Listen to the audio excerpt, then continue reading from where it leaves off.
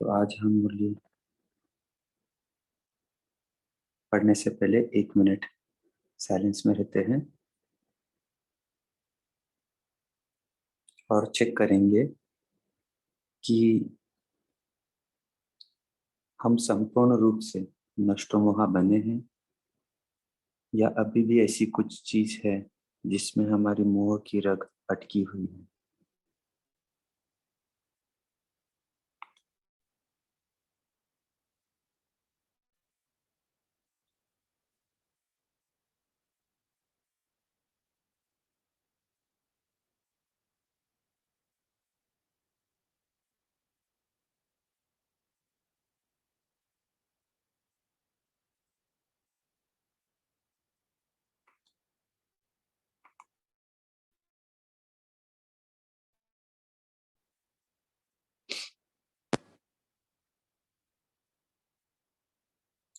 ओम शांति। तो 22 जुलाई 1972 की वाणी है, नष्टमोहा बनने की भिन्न भिन्न युक्तियां। तो बाबा ने विशेष रूप से इस मुरली में नष्टमोहा हम बच्चे क्यों नहीं रह पाते हैं और क्या ऐसे टेक्निक से 3-4 टेक्निक्स बताई बाबा ने।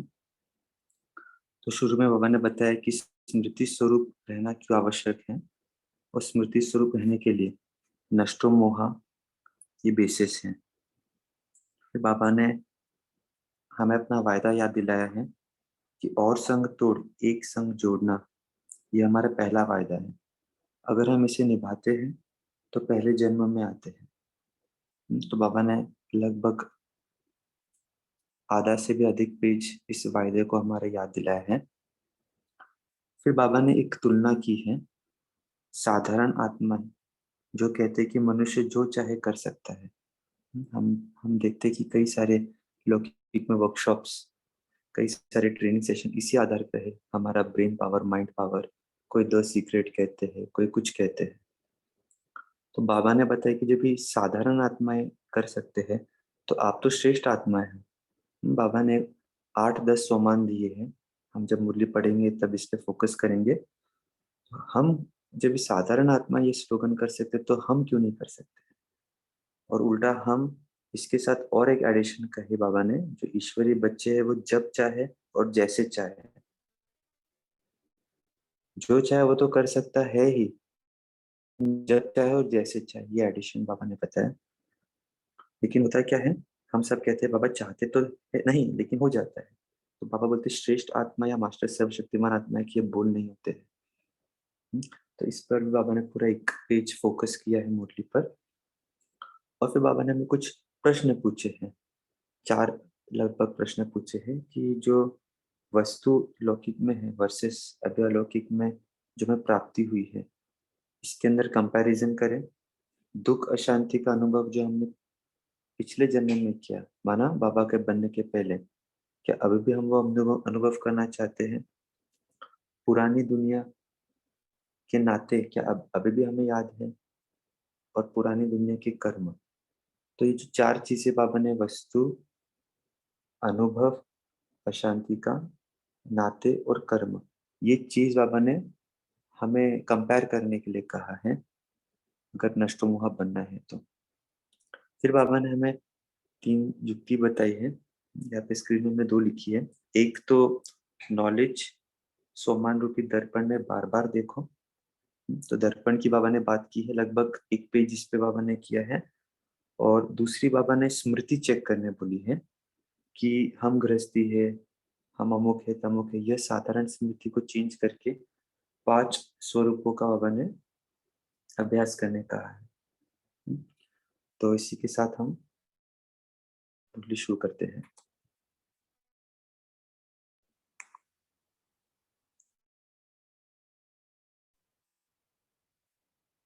नष्टोमोहा बनने की भिन्न भिन्न युक्तियां। अपने को हर एक स्मृति स्वरूप समझते हो। आप देखना फ्लो चार्ट में जो फर्स्ट शब्द लिखा था स्मृति स्वरूप, भाष्य में भी लेफ्ट से राइट आएंगे, तो वो विजुअलाइज करना ताकि मुरली का फ्लो हमें ध्यान में रहेगा। स्मृति स्वरूप हो जा हो जाने से स्थिति का स्थिति क्या बन जाती है और कब बनती है। स्मृति स्वरूप तब बनते हैं जब नष्टो मोह होता है। तो बाबा ने फोकस करा है स्मृति स्वरूप जो हमारा लक्ष्य है नष्टो मोह से ही होगा। तो ऐसे नष्टो मोह स्मृति स्वरूप बने हो कि अभी विस्मृति स्वरूप हो। स्मृति स्वरूप से विस्मृति में क्यों आ जाते हैं? जरूर कोई ना कोई मोह अर्थात लगाव अब तक रहा हुआ है। तो क्या जो बाप से पहला पहला वायदा किया कि और संग तोड़ एक संग जोड़ेंगे, क्या यह पहला वायदा निभाने नहीं आता है? पहला वायदा ही नहीं निभाएंगे तो पहले नंबर के पूज्य में राज्य अधिकारी व राज्य के संबंध में कैसे आएंगे?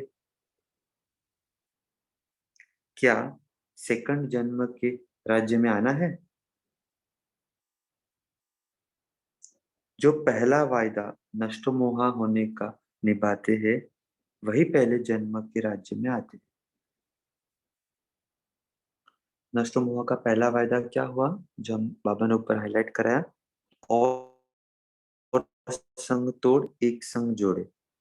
अगर ये वायदा हम निभाते हैं तो यही वायदे से हम पहला जन्म में पहला राज्य पाएंगे। पहला वायदा कहो व पहला पाठ कहो व ज्ञान की पहली बात कहो, वह पहला अलौकिक जन्म का श्रेष्ठ संकल्प हो, कहो क्या इसको निभाना मुश्किल लगता है? अपने स्वरूप में स्थित होना व अपने आप को स्मृति में रखना, यह कोई जन्म में मुश्किल है? यह कोई जन्म में मुश्किल लगा? सहज ही स्मृति आने से स्मृति स्वरूप बनते आए हो ना। तो इस अलौकिक जन्म के स्वस्वरूप को स्मृति में मुश्किल क्यों अनुभव करते हो?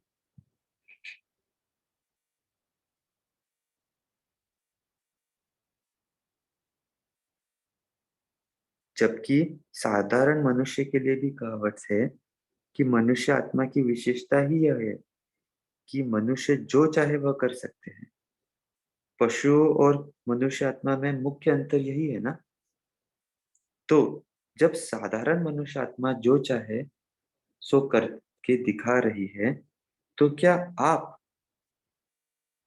अभी देखो बाबा तुलना कर रहे साधारण वर्सेस हम, कितने सारे टाइटल दे रहे बाबा। जब जो साधारण मनुष्य आत्मा जो चाहे वह कर सक करके दिखा रही है, तो क्या आप श्रेष्ठ मनुष्य आत्माएं, शक्ति स्वरूप आत्माएं, नॉलेजफुल आत्माएं, बाप के समीप संपर्क में आने वाली आत्माएं, बाप की डायरेक्ट पालना लेने वाली आत्माएं, पूजनीय आत्माएं, बाप से भी श्रेष्ठ मर्तबा पाने वाली आत्माएं जो चाहे वह नहीं कर सकती है?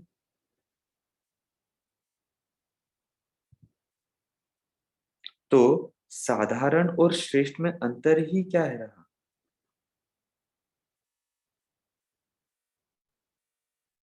साधारण आत्माएं जो चाहे कर सकते हैं, लेकिन जब चाहे जैसे चाहे वैसे नहीं कर सकती, क्योंकि उन्हों में प्रकृति की पावर, ईश्वरीय पावर नहीं है। ईश्वरीय पावर वाली आत्माएं जो चाहे जब चाहे जैसे चाहे वैसे कर सकती है। तो जो विशेषता है उनको प्रैक्टिकल में नहीं ला सकते हो। वह आप लोग भी अभी तक यही कहते हो कि चाहते तो नहीं है लेकिन हो जाता है। जो चाहते हैं वह कर नहीं पाते हैं। यह बोल मास्टर सर्वशक्तिवान के व श्रेष्ठ आत्मा के नहीं है, साधारण आत्माओं का है। तो देखो बाबा किस प्रकार इस फ्लो में लेके आते हैं। बाबा ने शुरुआत में हमें पहला पार्ट वायदा पक्का कराया। उसके बाद में बाबा ने कहा कि साधारण मनुष्य आत्माएं भी जो चाहे वो कर सकते हैं। तो क्या आप इतने सारे टाइटल वाले आत्माएं, बाबा से भी श्रेष्ठ मर्तबा लेने वाले आत्माएं नहीं कर सकते? तो अंतर क्या हुआ? तो वो जो चाहे वो कर सकते, लेकिन हम बच्चे जब चाहे जैसे चाहे वैसे कर सकते हैं।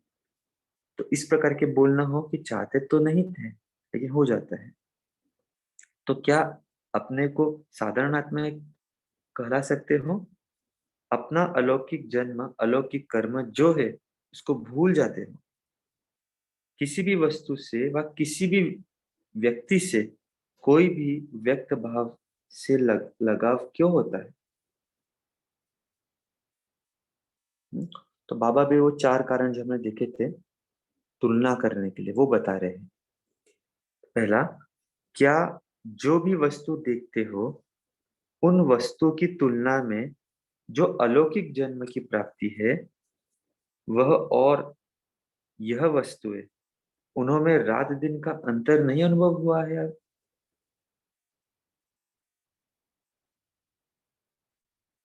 क्या व्यक्त भाव से प्राप्त हुआ दुख अशांति का अनुभव अब तक पूरा नहीं किया है? जो भी व्यक्तियां देखते हो उन सर्व व्यक्तियों से पुरानी दुनिया के नाते को व संबंध को इस अलौकिक जन्म के साथ समाप्त नहीं किया है? जब जन्म नया हो गया तो पुराने जन्म के व्यक्तियों के साथ पुराने संबंध समाप्त नहीं हो गए क्या? नए जन्म में पुराने संबंध का लगाव रहता है क्या? तो व्यक्तियों से भी लगाव रख ही कैसे सकते हो? तो व्यक्तियों से भी लगाव रख ही कैसे सकते हो जबकि वह जन्म ही बदल गया? तो जन्म के साथ संबंध और कर्म नहीं बदला? वा तो यह कहो कि अब तक अलौकिक जन्म नहीं हुआ है। साधारण रीति से जहाँ जन्म होता है, जन्म के प्रमाण ही कर्म होता है, संबंध संपर्क होता है। तो यहाँ फिर जन्म अलौकिक और संबंध लौकिक से क्यों, वह कर्म फिर अलौकिक क्यों?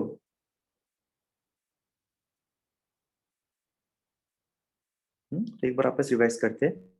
पापा ने इस पेज में आप देखोगे कि हमें तुलना करने कहा है कि अलौकिक जन्म में प्राप्त प्राप्तियां वर्सेस जो वस्तु हम देखते हैं। कि मोह किससे होता है? जो भी वस्तु हम देखते हैं, तो बाबा ने बोले उसकी तुलना आप कीजिए अलौकिक प्राप्ति से। दूसरी बात बाबा ने बताया कि जो दुख अशांति का अनुभव हमने वहां किया, क्या वह भी अभी हम करना चाहते हैं? तो वस्तु, फिर व्यक्ति के बारे में बाबा ने बताया, जो पुरानी दुनिया के जो हमारे नाते हैं, क्या वह संबंध वह नाते अभी भी याद आते हैं? और बाबा ने बाद में फिर कर्म भी बताया। संबंध के साथ साथ कर्म भी हमारे बदलने चाहिए। तो क्या कर्म भी हम भी हमारे वही रहे? चेक करने बाबा कह रहे हैं। तो अब बताओ, नष्टोमा होना सहज है या मुश्किल है? क्यों बाबा सहज और मुश्किल के अंदर कह रहे हैं? क्योंकि बाबा कहते हैं जब हमारा जन्म होता है साधारण रीति से, तो जन्म के साथ हमारा कर्म और संबंध संपर्क ये सारी चीज चेंज हो जाते हैं। लौकिक में भी देखते हैं। तो अभी भी जब भी हमारे जन्म हुआ है लौकिक से अलौकिक हुआ है, तो तो क्या ये चीज, तो बाबा के लिए तो सब सहज ही रहता है। लेकिन बाबा हमें चेक करने बोल रहे कि सहज है या मुश्किल है? मुश्किल क्यों होता है? क्योंकि जिस समय मोह उत्पन्न होता है उस समय अपनी शक्ल नहीं देखते। तो बाबा भी फर्स्ट सॉल्यूशन पे आ रहे हैं कि नष्टो मोह को हम कैसे टैकल करें, मतलब अगर मोह होता है तो कैसे टैकल करें। आईना तो मिला हुआ है ना, आईना साथ में नहीं रहता है क्या? अगर शक्ल को देखते देखेंगे तो मोह खत्म हो जाएगा। तो ये फर्स्ट बाबा बता रहे, अगर शक्ल हम आईना में देखेंगे तो मोह खत्म हो जाएगा। अगर यह देखने का अभ्यास पड़ जाए तो अभ्यास के बाद न चाहते भी बार बार स्वतः ही आईने की तरफ खींचा जाएंगे। जैसे स्थूल में कईयों को आदत होती है बार बार देखने की, प्रोग्राम नहीं बनाते लेकिन ऑटोमेटिकली आईने तरफ चले जाते हैं क्योंकि अभ्यास है। यह भी नॉलेज रूपी दर्पण, कौन सा आईने की बात करें बाबा? नॉलेज रूपी दर्पण और अपने सोमान रूपी दर्पण बार बार देखते रहो तो देह अभिमान से फौरन ही स्वमान में आ जाएंगे। जैसे स्थूल शरीर में कोई भी अंतर मालूम होता है तो आईने में देखने से फौरन ही इसको ठीक कर देते हैं, वैसे ही अब अलौकिक दर्पण में जो वास्तव का स्वरूप है उसको देखते हुए जो देह अभिमान में आने से व्यर्थ संकल्पों का स्वरूप, व्यर्थ बातों का स्वरूप व व्यर्थ कर्म का संबंध का स्वरूप स्पष्ट देखने में व्यर्थ को समर्थ में बदल लेंगे। हम्म? तो देह अभिमान से क्या है? एक तो संकल्प जो हमारे जो व्यर्थ है, व्यर्थ बोल है और व्यर्थ कर्म है, तो इन चीजों को हम व्यर्थ को समर्थ में बदल देंगे अगर हम बार बार आईने में देखते हैं। तो बाबा ने उदाहरण वही दिया कि लौकिक में भी आदत होती है देखने की कईयों की, तो बाबा बोलते हैं हम भी बार बार आईने में देखें। और जब नष्टो मोह हो जाएंगे तो नष्टो मोह के साथ सदा स्मृति स्वरूप स्वतः ही हो जाएंगे।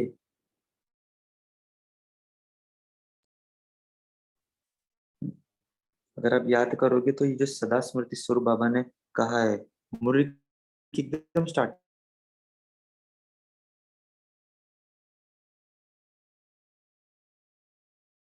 में था कि सदा स्मृति स्वरूप क्यों नहीं बने। और अब बाबा माना जो हमने फर्स्ट सोल्यूशन देखा, बार बार स्मृति स्वरूप रहेंगे और हम नष्टो मोह बन जाएंगे। सहज नहीं है?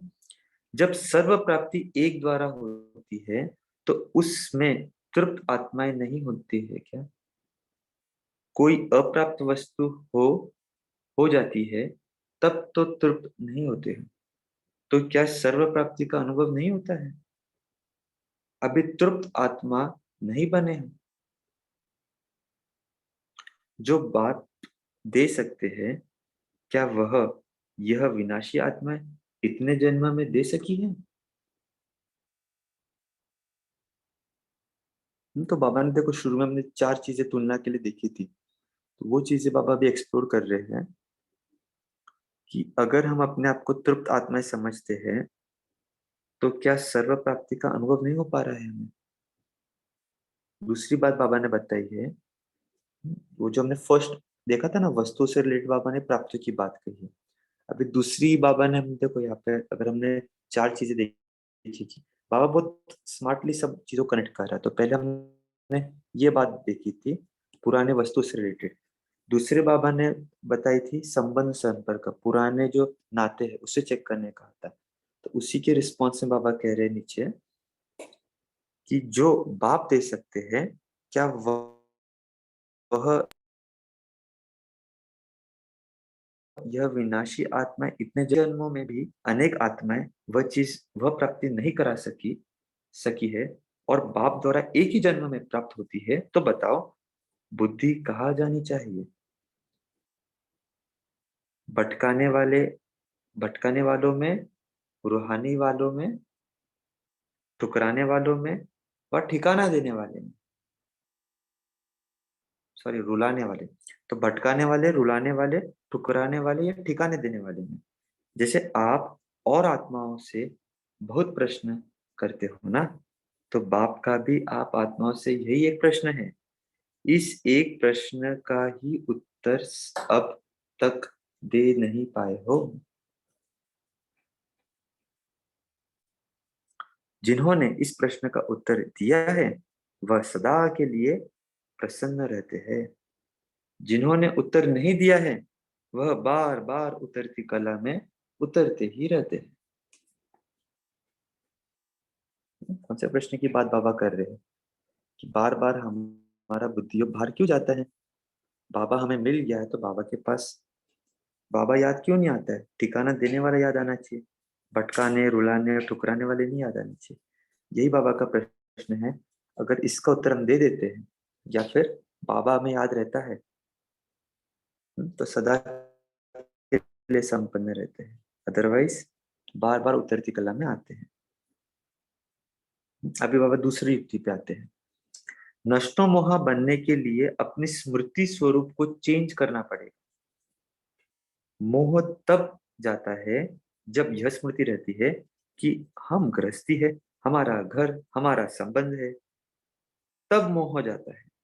यह तो इस हद की जिम्मेवारी को बेहद की जिम्मेवारी में परिवर्तन कर लो, तो बेहद की जिम्मेवारी से हद की जिम्मेवारी स्वतः ही पूरी हो जाएंगी। क्या टूल बताया बाबा ने? हद की जिम्मेवारी को बेहद की जिम्मेवारी में परिवर्तन करना। अगर इसको हम हद की जिम्मेवारी को बेहद की जिम्मेवारी में चेंज कर लेते हैं, तो हद की जिम्मेवारी स्वतः ही पूरी हो जाएंगी। आगे बाबा ने देखो विश्लेषण दिया है। बेहद को भुलाकर और हद की जिम्मेवारी को निभाने के लिए जितना ही समय और संकल्प लगाते हो, इतना ही निभाने के बजाय बिगाड़ते जाते हो। अगर हम बेहद को भूल जाते हैं, तो हमारा निभाने की जगह बिगाड़ना हो जाता है। भले समझते हो कि हम फर्ज निभा रहे हैं व कर्तव्य को संभाल रहे हैं, यह निभाना व संभालना नहीं है। और ही अपने हद को स्मृति में रहने के कारण उन निमित्त बनी हुई आत्माओं के भी भाग्य बनाने के बजाय बिगाड़ने के निमित्त बनती है। सोचने की बात है।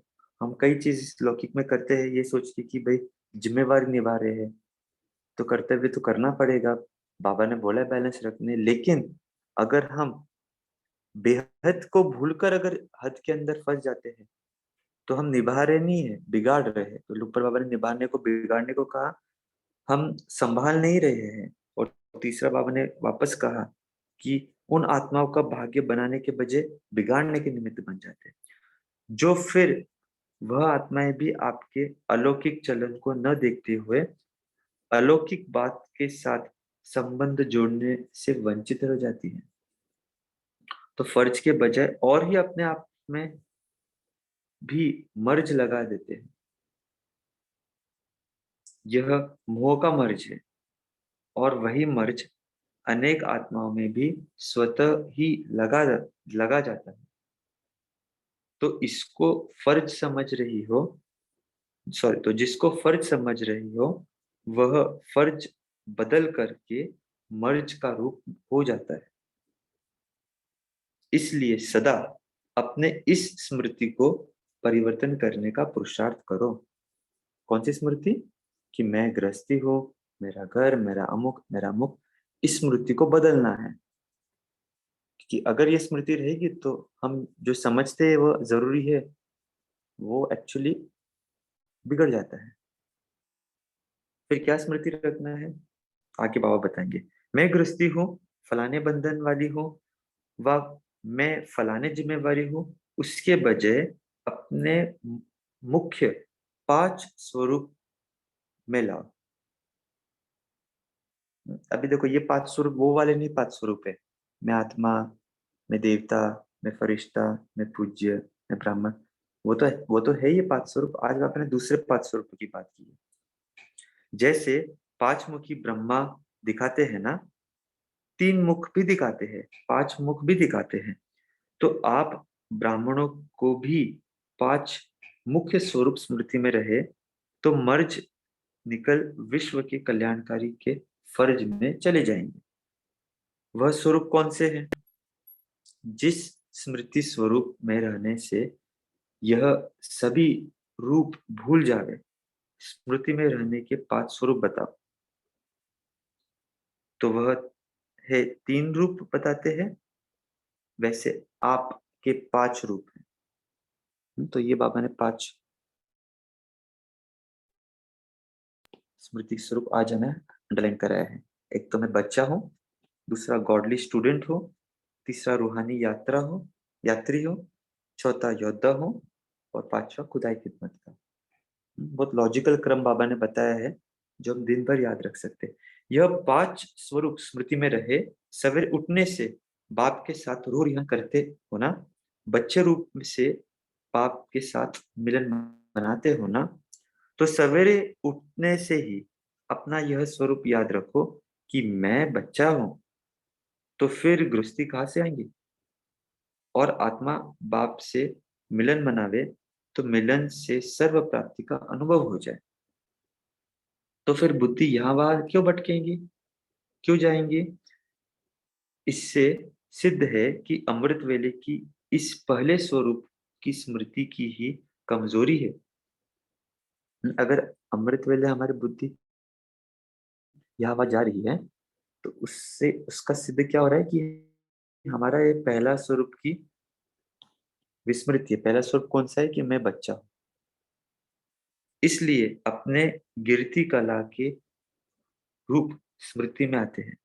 ऐसे ही सारे दिन में अगर यह पांचों ही स्वरूप समय प्रति समय भिन्न कार्य के प्रमाण स्मृति में रखो, तो क्या स्मृति स्वरूप होने से नष्टमान नहीं हो जाएंगे? इसलिए बताया, मुश्किल का कारण यह है जो शक्ल को नहीं देखते हैं। बाबा पहले टेक्निक पे आए। तो सदैव कर्म करते हुए अपने दर्पण में इन स्वरूपों को देखो कि इन स्वरूपों के बदली और स्वरूप तो नहीं, इन स्वरूपों के बदली और स्वरूप तो नहीं हो गया, रूप बिगड़ तो नहीं गया। देखने से बिगड़े हुए रूप को सुधार लेंगे और सहज ही सदाकाल के लिए नष्टो मोहा बन जाएंगे। समझा?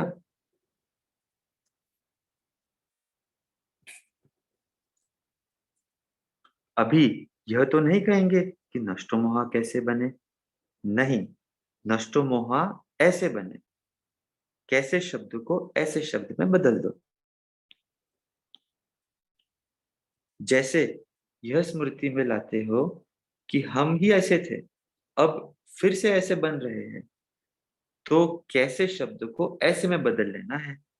कैसे बने इसके बजाय ऐसे बने, इसमें परिवर्तन कर लो, जैसे थे वैसे बन जाएंगे।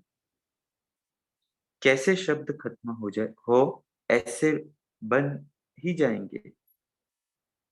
अच्छा, ऐसे सेकंड में अपने को विस्मृति से स्मृति स्वरूप में लाने वाली नष्टोमोहा सदा स्मृति स्वरूप बनने वाले समर्थ आत्माओं को बाप दादा का याद प्यार और नमस्ते। रूहानी बाप की हम रूहानी बच्चों को याद प्यार, गुड मॉर्निंग और नमस्ते। 1 मिनट हम मुरली का चिंतन करेंगे और फिर डिस्कशन शुरू करेंगे। ओम शांति।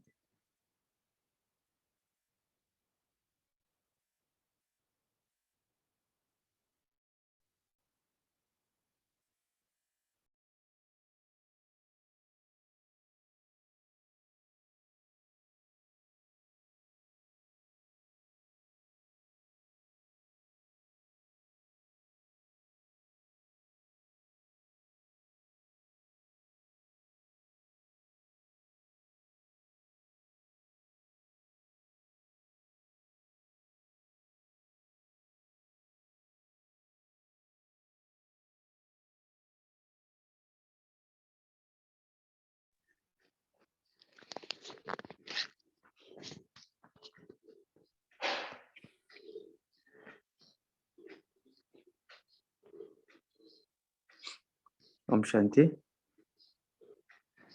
अभी हम मुरली से मुख्य पॉइंट शेयर करना शुरू करते हैं। ओम शांति। जी। ओम शांति। सभी परिवार को गुड मॉर्निंग। बाबा ने आज कहा कि ईश्वरीय पावर वाली आत्माएं जो चाहे जब चाहे जैसी चाहे वो कर सकती है। ओम शांति।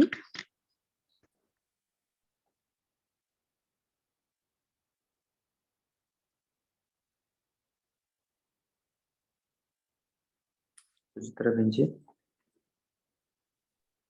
ओम शांति भक्ति। बाबा ने कहा है कि अपनी जो गिरती कला है उसका हमको ध्यान देना है। तो बाबा बोलते हैं अमृत वेले जब हम अपने 5 स्वरूप को याद करेंगे कि मैं बच्चा हूँ, तो जब हम रूह रन करते हैं बाबा के साथ, फिर हम गॉड स्टूडेंट मूल्य सुनते हैं, फिर रूहानी यात्री हूँ, मतलब अपने इसमें कर्म क्षेत्र में आते हैं, योद्धा हूँ, और जो हम जो भी कर्म करते हैं, और ईश्वरीय खुदाई खिदमतगार हूँ। ये 5 स्वरूप अगर हम उठते के साथ याद रखेंगे तो बाबा बोल रहे हैं तुम्हारी कभी भी गिरती कला नहीं हो सकती।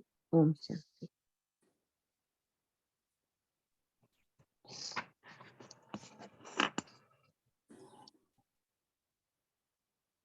बोलो साधना बहन जी। ओम शांति। आज बाबा ने कहा कि मोह उत्पन्न होता है, इसका कारण ये है कि हमको जो आईना मिला हुआ है उसमें हम अपनी शक्ल नहीं देखते बार बार। तो जो हमें नॉलेज रूपी दर्पण में, अपने स्वमान रूपी दर्पण में बार बार अपनी शक्ल देखेंगे तो फौरन स्वमान में आ जाएंगे। जैसे स्थूल शरीर में भी बाबा ने इतना अच्छा उदाहरण दिया कि हम बार बार आईने में देखते हैं तो उसको फौरन ठीक कर देते हैं। तो इस तरह से ये अलौकिक दर्पण में जो हमारा वास्तव का स्वरूप हो उसको देखते रहेंगे तो देह अभिमान, व्यर्थ संकल्प, व्यर्थ बोल, व्यर्थ संबंध, संपर्क का स्वरूप जो देखने में आता है, वो सब हम उसमें बदल देते, उसको व्यर्थ को समर्थ में बदल देंगे तो फिर ये नष्टो मोह हो जाएंगे और स्मृति स्वरूप स्वतः ही हो जाएंगे। जब एक ही द्वारा, परमात्मा द्वारा सर्व प्राप्ति हो रही है तो और आत्माओं में बुद्धि नहीं जाएगी फिर। ओम शांति। जी, कैसे देखेंगे दर्पण में हम? थोड़ा विस्तार बताइए, एक एग्जांपल लेके बताओ। जैसे हम दुनिया अपनी शक्ल में हमको मोह होते ही एक अलग तरह की फीलिंग चेहरे से दिखाई देती है, या अंदर अंदर फीलिंग आती है हमको कि हमको इस आत्मा से मोह है, ये मेरा बेटा है, ये मेरा पति है, ये मेरी पत्नी है, ये मेरे मदर फादर है। तो उधर मोह गया तो फिर कहते हैं ना, बात याद आई तो बाप भूल जाता है। तो वो उसमें हमारा व्यर्थ में ही फिर मन चलने लगता है और वो चटपटी बातें बहुत अच्छी लगने लगती हैं। और तो व्यर्थ संकल्प, व्यर्थ बोल, फिर उसी में हम उलझते चले जाते हैं। और फिर बाप तो एक तरफ रह जाता है, फिर कई घंटे बहुत समय उसमें गुजारने के बाद में पश्चाताप होता है कि अरे इतना घंटे मैंने इसमें वेस्ट कर दिए। और फिर उसके बाद हम कितना भी अपना ध्यान परमात्मा में, याद में लगाना चाहें तो लगा ही नहीं सकते, क्योंकि इतना व्यर्थ में चले जाने के बाद शक्ति पूरी ड्रेन हो जाती है। आत्मा क्योंकि रूहानियत नहीं रहती ना, देह भान में आ जाते हैं। उस वक्त हम ये भूल ही जाते कि मैं भी आत्मा हूँ, ये भी आत्माएं हैं, इनके साथ मेरा तो केवल कर्मों के हिसाब किताब का संबंध है, कार्मिक अकाउंट का संबंध है। रियल संबंध तो मैं आत्मा हूँ, मेरे सारे संबंध बाप से हैं। वो भूल के उस संबंध में, वस्तु में, व्यक्ति में हम भटकने लगते हैं। तो और वो भटकाने वाले, रुलाने वाले, ठुकराने वाले, ठिकाना देने वाले वही लोग याद आने लगते हैं। तो क्योंकि हम भूल जाते हैं, हम गृहस्थी समझ जाते हैं कि ये मेरा घर है, ये मेरा संबंध है। तो बाबा बोलते हैं कि वो हद की जिम्मेवारी में ना जाके बेहद में, मैं आत्मा हूँ जो बेहद में हूँ, हद में नहीं हूँ। तो वो हमको याद रखना है हमेशा। ओम शांति। ओम शांति। और कोई सुनाओ कि कैसे आप दर्पण में देखेंगे, दर्पण में देखते समय क्या स्मृति में लाएंगे, और कब कब हम दर्पण में देख सकते हैं?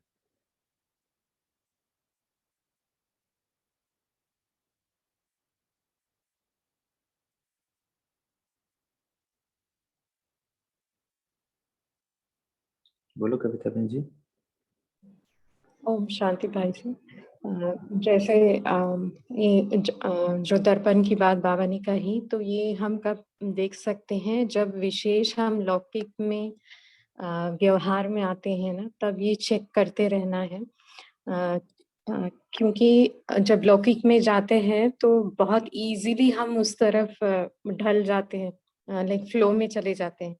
तो बार-बार जैसे बाबा ट्रैफिक कंट्रोल हमसे करवाते हैं 1-1 घंटे का, तो जब हम लौकिक संबंधियों के टच में आते हैं तो बार-बार यही खुद पर अटेंशन रखना है कि मेरे संकल्प कैसे चल रहे हैं उस समय।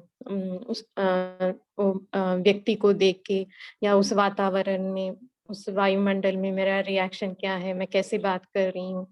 तो ये जो नॉलेज का दर्पण है इसको उसमें देखते हुए साथ ही जो बाबा ने स्वमान का दर्पण बताया, तो मैं अपने स्वमान में हूँ या नहीं हूँ। जैसे आज बाबा ने ये जो 5 स्वरूप बताए हमारे कि मैं बच्चा हूँ, मैं गॉडली स्टूडेंट हूँ। तो बच्चा हूँ, बाबा ने तो विशेषकर अमृत वेले के लिए बोला और दूसरा वाला जो मैं गॉडली स्टूडेंट हूँ, वो मुरली सुनते हुए हम वो स्थिति में स्थित होते हैं। तो जो थर्ड वाला है, मैं रूहानी यात्री हूँ और चौथा वाला मैं योद्धा हूँ और जो लास्ट वाला था मैं खुदाई खिदमतगार हूँ। तो विशेष ये जो थर्ड, फोर्थ, फिफ्थ है, ये 3 स्वमान जब हम विशेषकर लौकिक में आते हैं ना, तब ये 3 स्वमान में स्थित होकर बार-बार खुद की चेकिंग करते रहना कि मेरा, क्योंकि वो लोग तो बहुत सारे क्योंकि उनके लिए ऐसा होता है कि छोटी-छोटी बातें भी उनके लिए बहुत ही मायने रखती है। जो अब हम ज्ञान में चल रहे हैं तो हमको उतना उसमें हम उतनी बुद्धि नहीं लगाते। तो उनके फ्लो में, उनके बातों में बार-बार अपने इन 3 स्वरूपों का विषय जो थर्ड, फोर्थ, फिफ्थ है, उसमें स्थित होते हुए बार-बार नॉलेज के दर्पण में चेक करते हुए कि ये आत्मा है, फलानी ऐसे टाइम से गुज़र रही है या इसका ये पार्ट है, इसका ये रोल है। तो वो और साथ ही ये स्वमान के सीट पे अगर हम स्थित होंगे तो ये इज़िली हो सकता है भाई जी। ऐसा मेरा चिंतन चला।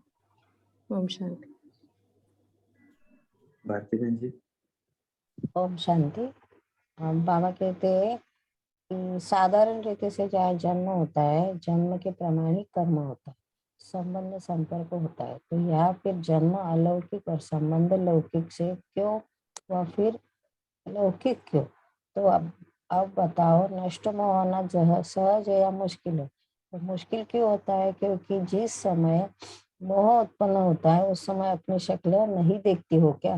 बाबा कहते हैं आईना तो मिला हुआ है ना, आईना साथ में नहीं रहता है क्या? अगर शक्ल को देखेंगे तो मोह खत्म हो जाएगा। अगर यह देखने का अभ्यास पड़ जाए तो अभ्यास के बाद न चाहते भी बार बार आईने की तरफ खींच जाएंगे। तो स्थूल में कईयों की आदत होती है बार बार देखने की, प्रोग्राम नहीं बनाते लेकिन ऑटोमेटिकली आईने की तरफ चले जाते हैं, क्योंकि अभ्यास है ना। यह नॉलेज रूपी दर्पण में, अपने स्वमान रूपी दर्पण में बार बार देखते रहो तो देह अभिमान से फौरन ही स्वमान में आ जाएंगे। जैसे स्थूल शरीर में कोई भी अंतर मालूम होता है। भारती बहन, आप मुरली पढ़ रहे हो क्या? जी हाँ, मैं पढ़ के ही बताती हूँ। पढ़ो नहीं, अपना चिंतन बताना है ना, ये तो पढ़ ली ना मुरली। तो बाबा कहते हैं कि हमें अपना स्थूल शरीर में जो भी अंतर है उसको बाबा ठीक तरह से देखना चाहिए, ऐसे कह रहे हैं। और अपना अलौकिक दर्पण जो है, वास्तव में स्वरूप जो अपना है, वह देह अभिमान में आने से व्यर्थ संकल्प का स्वरूप, व्यर्थ बोल और स्वरूप का व्यर्थ कर्म संबंध में, व्यर्थ को संबंध में बदलना चाहिए। तो फिर मोह रहेगा नहीं, जैसे सदा स्मृति स्वरूप स्वतः ही ठीक हो है जाएंगे। ओम शांति।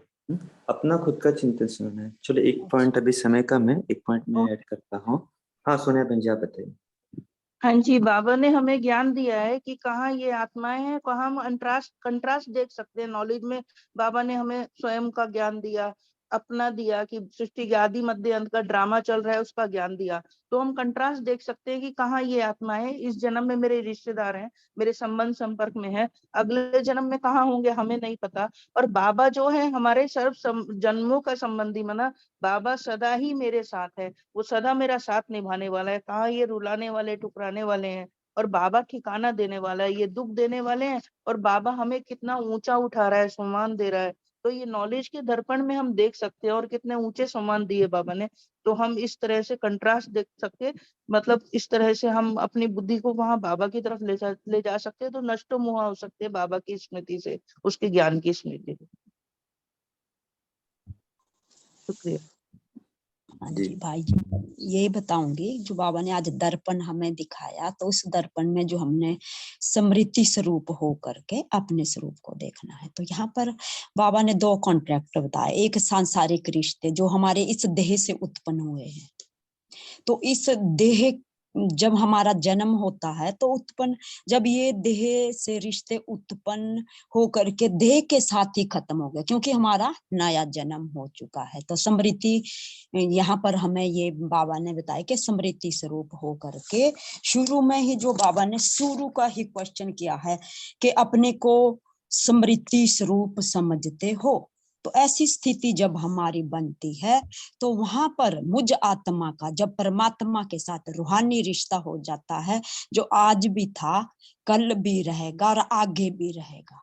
यह दर्पण आज बाबा ने हमें इस मुरली में दिखाया है। तो इस दर्पण द्वारा अगर मैं आत्मा अपने को रूहानी रिश्ता, जो बाबा ने यहाँ पर जो ये बच्चा योद्धा जो भी बताया है, और एक ब्रह्मा का भी जो मिसाल दिया है, अगर मैं ये स्मृति रख करके भिन्न भिन्न युक्तियां और भिन्न भिन्न रिश्तों के साथ, संबंध के साथ अपना वायदा निभाती हूँ, तो मैं नष्टमो हो सकती हूँ। ये मुझ आत्मा का आज का जो इसमें जो बाबा ने वाद्य बताया, ईश्वरीय जो भी कर्म धर्म जो भी है, ये हमारा देह ठीक है, और ठीक देह है। के साथ खत्म, और परमात्मा का रूहानी रिश्ता। ओम शांति। ओम शांति।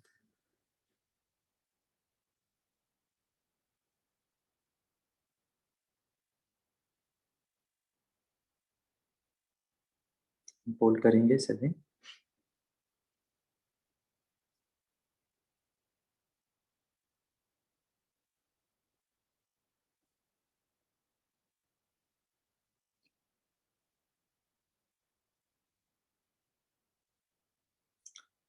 तो आज की बाबा की विशेष मूर्ति थी नष्टो मोहा का। बहुत अच्छा चीज है, क्योंकि जैसे हम देखते गीता में भी अंत में वही बताया है, नष्टो मोहा स्मृति लगता। और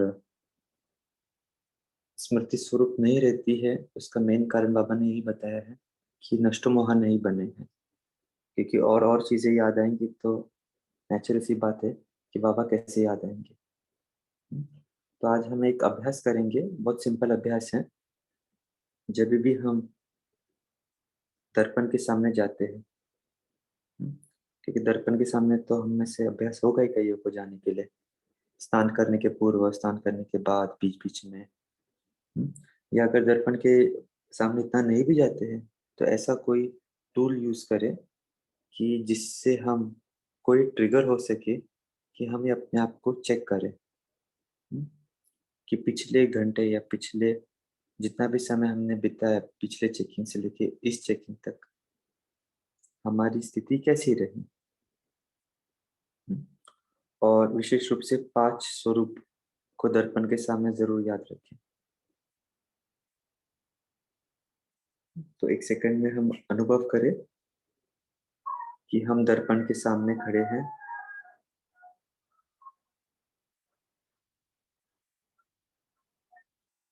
जैसे दर्पण में हमें अपना स्थूल चेहरा दिखता है, अपना स्थूल शरीर दिखता है,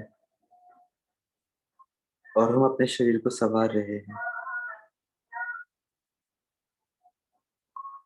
शरीर को संवारते संवारते हमें भ्रुकुटी के बीच चमकती आत्मा भी दिख रही है।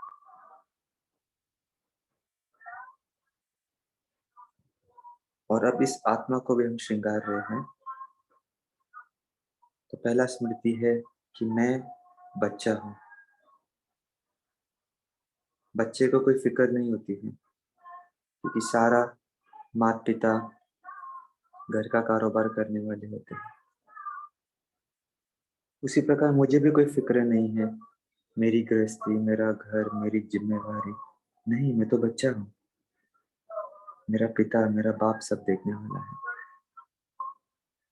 तो एज अ बच्चा मैं निश्चिंत हूँ। अपने आत्मा को एक तिलक लगाए, मैं निश्चिंत हूँ क्योंकि मैं गॉडली बच्चा हूँ। अभी चेक करें कि क्या मैं गॉडली स्टूडेंट हूँ। स्टूडेंट के पास क्या होता है? किताबें होती है, बैग्स होते हैं। तो क्या आज की मुरली के कुछ 1-2 पॉइंट मेरे साथ हैंडी है? बाबा की शिक्षा मेरे पास है। कोई भी एक पॉइंट को स्मृति में लाए, चाहे वरदान हो, चाहे धारणा के लिए मुख्य सार हो, चाहे स्लोगन हो, और वो मुझे याद दिलाता है कि मैं गॉडली स्टूडेंट हूँ। जिधर भी जाता हूँ वहां पर गॉडली मुरली, गॉडली शिक्षा मेरे साथ है।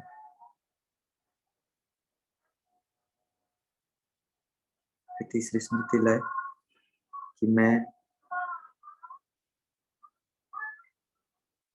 योद्धा हूँ।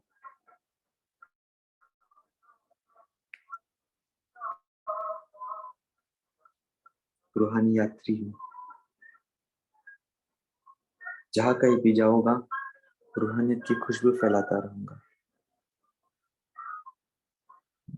तो जैसे हम सेंट लगाते हैं, आईने के सामने भी कभी कभार लगाते हैं, तो वैसे ही यात्री की खुशबू, रूहानियत की खुशबू का सेंट हमारे साथ है।